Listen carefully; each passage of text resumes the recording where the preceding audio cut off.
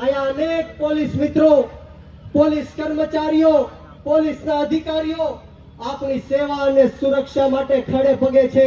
એમની માટે જોરદાર તાળીઓ થઈ જાય.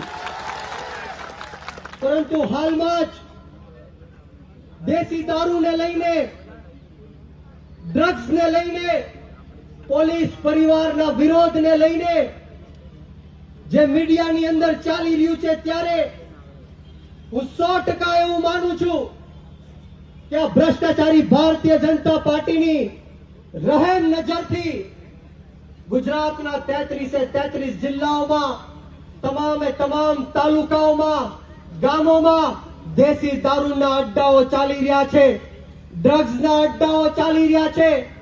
અને આના કારણે આ ગુજરાતના હજારો કરોડો યુવાનો દિવસે ને દિવસે બરબાદ થઈ રહ્યા છે. નાની નાની બહેનો વિધવાઓ બની રહી છે, નાના નાના બાળકો અનાથ બની રહ્યા છે, માતાઓ પોતાના બાળકો ગુમાવી દે છે. ત્યારે આ હર્ષ સંઘવી એવું કહે છે કે કાયદામાં રહેશો તો ફાયદામાં રહેશો.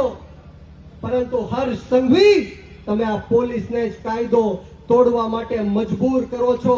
આ ગુજરાતની જનતા જડબા તોડ જવાબ તમને દેવાની છે. હું એક વાર નહીં 1000 વાર કહીશ કે જે પણ પોલીસના અધિકારીઓ દેશી દારૂ અડ્ડા ચલાવવા માટે બુટલેગરોને પ્રોત્સાહન આપશે, દેશી ડ્રગ્સના અડ્ડાઓ ચલાવવા માટે આ માફિયાઓને આગળ કરશે, એ અધિકારીઓના એક વાર નહીં 1000 વાર બક્કલ અને પટ્ટા અમે ગુજરાતની જનતા ઉતારીશું.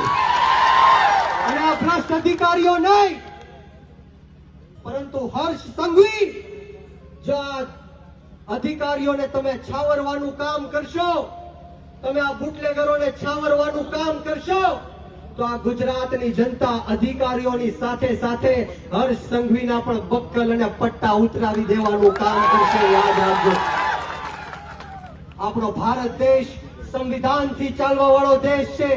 આપણે કોઈનાથી ડરવાની કે ગભરાવાની જરૂર નથી.